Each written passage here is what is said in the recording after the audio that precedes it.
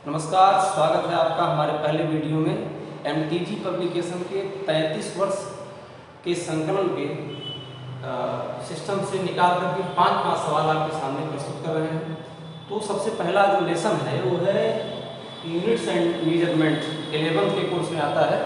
उसमें से तमाम सवाल इसमें शामिल किए गए हैं, लेकिन 5 सवाल जो शामिल हैं वो मैं आपको दिखा रहा हूँ कि कौन कौन से क्वेश्चन हैं और कैसे उनका सोल्यूशन है। और मेरा मकसद ये है कि आप केवल ये जान जाएं कि हमारे 11th-12th के सिलेबस से किस तरह से नीट के कंपटीशन एग्जाम का जो सवाल है वो मैच करता है, वो कैसे कोइंसाइड करता है, ये हमारा लक्ष्य है। बस बाकी बहुत सारे सवाल हैं, लेकिन उनमें से केवल 5 सवाल नमूने के तौर पे आप लोग देखिएगा। सबसे पहला सवाल आता है कि percentage error in ABCD are 1, 2, 3, 4%। ABCD 4 राशियां हैं, उनमें परसेंट एरर है 1, 2, 3, 4 है। अब इन्हीं 4 राशियों से मिला हुआ एक क्वांटिटी बन रही है, x = a² b की पावर हाफ c की पावर 1/3 d क्यूब। तो हमें x में बताना है एरर। तो आप जानते हैं कि एरर बताने के लिए क्या करते हैं, अलग अलग जो कंपोनेंट्स हैं a, b, c और d, उनके एरर को हम ऐड कर लेंगे। लेकिन सबसे खास बात यह है कि यदि पावर है, इसमें पावर का क्या करते हैं, पावर को एरर में आगे मल्टीप्लाई कर लेते हैं, पावर से गुणा कर लेते हैं। हमने लिखा है ∂x/x, यानी एरर इन x जो हमको निकालना है। कैसे करेंगे, ABCD ∂a/a ∂b/b का मतलब होता है कि A में एरर, B में एरर, C में एरर। इस तरह से सबके एरर को हमने लिया और सबकी जो पावर्स थी 2, 1/2 और ये 1/3 और 3 ऐड कर दिया। और सबके एरर हमको ऑलरेडी क्वेश्चंस में दिए गए हैं, 2 × 1, 1/2 × 2 आदि आप आगे देख रहे हैं। इसको हम सॉल्व करेंगे तो 16% हमको मिलेगा। तो इस तरह के सवाल पूछ जाते हैं कि कंपोनेंट दिए जाते हैं, अलग अलग एरर दिए जाते हैं और उन्हीं कंपोनेंट से मिली हुई किसी क्वांटिटी में एरर हमको मालूम करना होता है। तो इन सवालों को ध्यान दीजिएगा। ये सवाल 2019 और 2013 में पूछा गया है। अब आइए ध्यान देते हैं दूसरे सवाल की। दूसरा सवाल यहाँ है, कैलकुलेट अकॉर्डिंग सिग्निफिकेंट फिगर। तो सिग्निफिकेंट फिगर भी आप लोगों ने पढ़ रखा होगा, सार्थक अंक पढ़ रखा होगा। तो सार्थक में एक सवाल दिया गया है कि 9.99 मीटर माइनस 0.0099 मीटर। इसके 4 ऑप्शन दिए गए हैं। चारों ऑप्शन में से कौन सा सही है, इसको सॉल्व करने की आवश्यकता नहीं है। सिग्निफिकेंट फिगर में क्या होता है कि जो हमारा आंसर आता है उसमें मिनिमम सिग्निफिकेंट फिगर होने चाहिए, मिनिमम सार्थक अंक होने चाहिए। जैसे देखिएगा यहाँ पे जो नंबर है 9.99, इसमें 3 सार्थक अंक हैं, 3 सिग्निफिकेंट फिगर हैं। और जो यहाँ पे 0.0099 है, इसमें 4 सार्थक अंक हैं। जो इसका सोल्यूशन होगा, जो इसका आंसर होगा, उसमें 4 और 3, इनमें से मिनिमम है 3, तो 3 सिग्निफिकेंट फिगर होंगे। यानी वही आंसर सही है जिसमें केवल 3 सिग्निफिकेंट फिगर हैं, 3 सार्थक अंक हैं। तो इसमें देखेंगे आप तो ज़्यादा सार्थक अंक हैं, इसमें देखेंगे ज़्यादा सार्थक अंक हैं, इसमें केवल 2 सार्थक अंक हैं, लेकिन 9.98 में केवल 3 सार्थक अंक है, इसलिए ये आंसर सही है। आइए थर्ड क्वेश्चन देखते हैं। डायमेंशन ऑफ RC हमको बताना है। तो डायमेंशन बताने के बहुत सारे तरीके होते हैं। एक सोल्यूशन मैं दिखा रहा हूँ, आपको देखिएगा। RC है कैपेसिटेंस, R है रेजिस्टेंस। तो कैपेसिटेंस या कैपेसिटी का डेफिनेशन यूज करते हैं, उसमें आप लिख सकते हैं Q/V, ये आवेश/विभव है। और हम वोल्टेज को IR दे सकते हैं ओम के नियम से। यहाँ से R से R कैंसिल हो जाएगा और Q/I बचेगा। Q को हम क्या लिख सकते हैं, Q = IT, I से I कैंसिल, केवल T बचता है। इसका मतलब जो हमारा RC है वो किसके बराबर है, टाइम के बराबर है, उसका डायमेंशन T होगा। इसके बाद आते हैं चौथे क्वेश्चन पर। चौथे क्वेश्चन में दिया गया है x = AT + BT²। x distance है और t यहाँ पर टाइम है। हमको ये बताना है कि जो यहाँ पर कांस्टेंट a और b यूज किया गया है, इसमें b का डायमेंशन क्या होगा। तो एक तर्क यहाँ पे लगाएंगे, एक रीजन लगाएंगे। तो ये है कि जब AT और BT² आपस में जुड़े हुए हैं तो इनका डायमेंशन आपस में सेम होगा।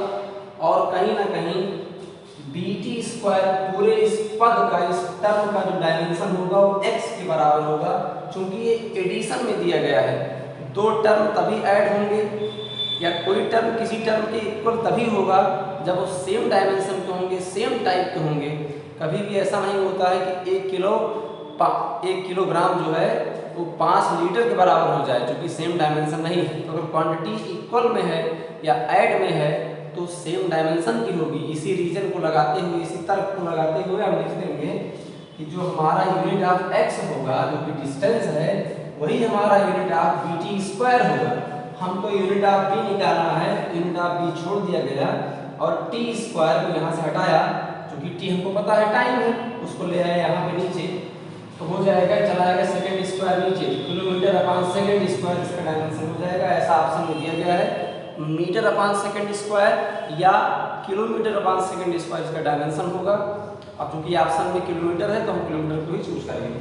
और ये हमारा सवाल पूछा गया है 1989 में, 1989 में पूछा गया सवाल हुआ है। अब आइए आते हैं हम लास्ट क्वेश्चन की ओर।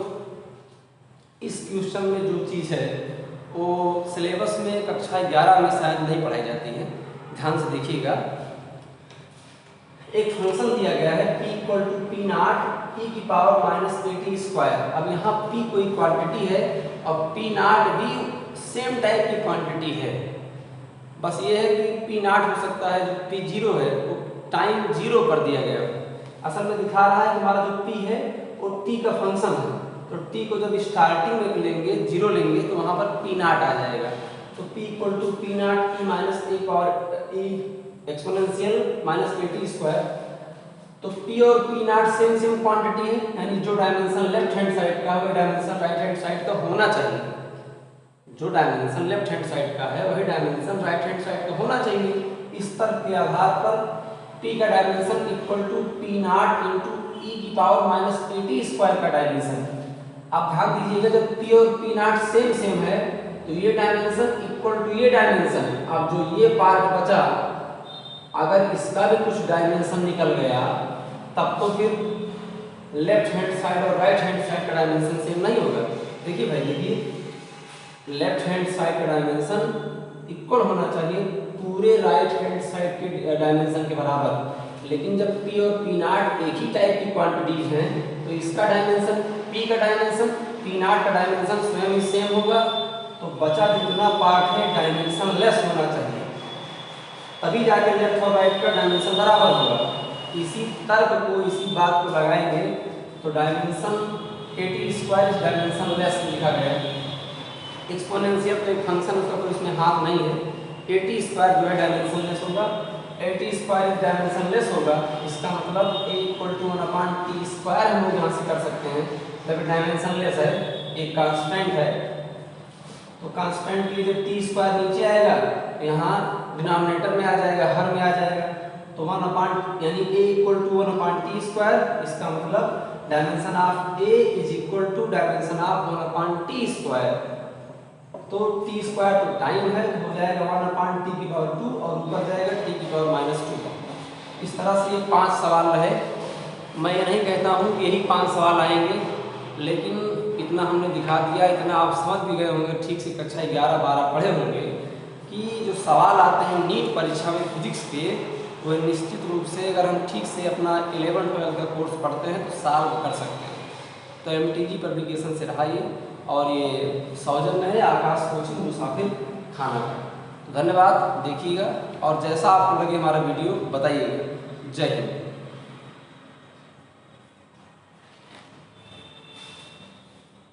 सिस्टम से निकाल करके 5 सवाल आपके सामने। इस तरह से नीट के कंपटीशन एग्जाम का जो हुआ है, x एक क्वांटिटी बन रही है, पावर से गुणा कर लेते हैं। हमने लिखा है, ऐड कर दिया, और सबके एरर हमको 1913 में पूछा गया है। अब आइए ध्यान देते हैं दूसरे जो हमारा आंसर आता है उसमें मिनिमम तो 3 सिग्निफिकेंट फिगर होंगे, यानी वही है RC है कैपेसिटर से, यहाँ से R से R कैंसिल हो जाएगा, T होगा। इसके बाद आते हैं B का डायमेंशन क्या होगा।